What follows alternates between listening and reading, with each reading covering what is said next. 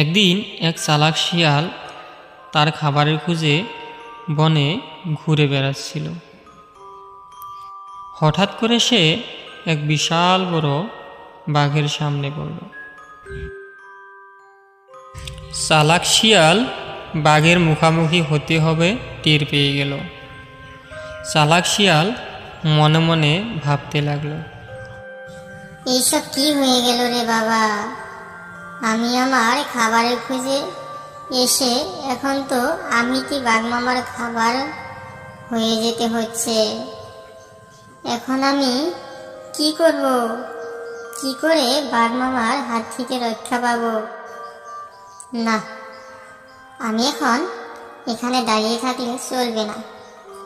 যেই করেই হোক আমাকে বাঘ মামার হাত থেকে রক্ষা করতেই হবে।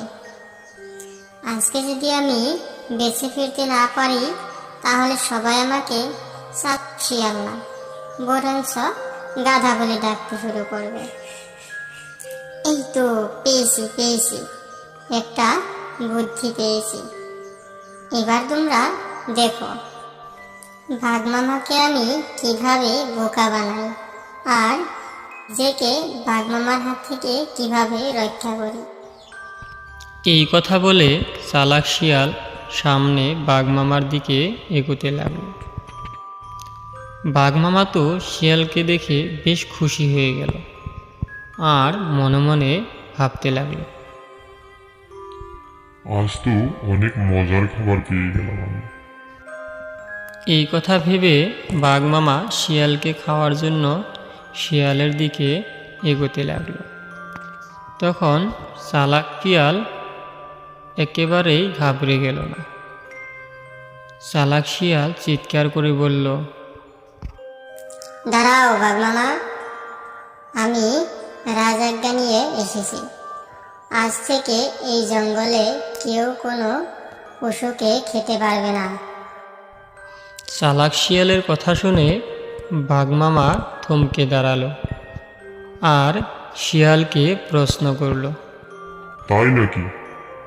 তাহলে কোথায় তোমার রাজআজ্ঞা? দেখাও তো দেখি, আমি দেখব। তখন চালাক শিয়াল বলল, তুমি আমাকে বিশ্বাস করতেছ না, তুমি রাজআজ্ঞা দেখতে যাচ্ছ। আমার কথা বিশ্বাস না হলে তুমি আমাদের মহারাজকে জিজ্ঞেস করতে পারো। আমি সোজা তার কাছ থেকে এসে বলতেছি। আমার কথা যদি বিশ্বাস না হয় তাহলে তুমি সিংহ মহারাজের কাছ থেকেই জেনে আসো। যাও, আমি এখানেই দাঁড়িয়ে থাকব। তুমি আগে সিংহ মহারাজের কাছ থেকে জেনে আসো। বাঘ মামার শিয়ালের কথায় কিছুটা সন্দেহ থাকলেও চালাক শিয়ালের আত্মবিশ্বাস দেখে বাঘ মামা ভাবল, হয়তো শিয়াল সত্যি কথাই বলেছে। সে আর শিয়ালকে খেল না। একদিন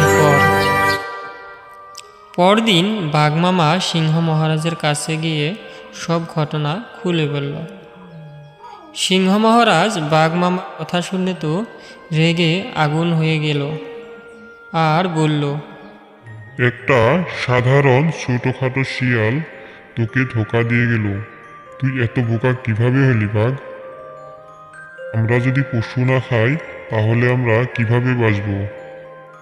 এই গল্পটি থেকে একটা শিক্ষা নেওয়া উচিত যে অন্যের কথা বিচলিত হলে কখনো সফল হওয়া যায় না।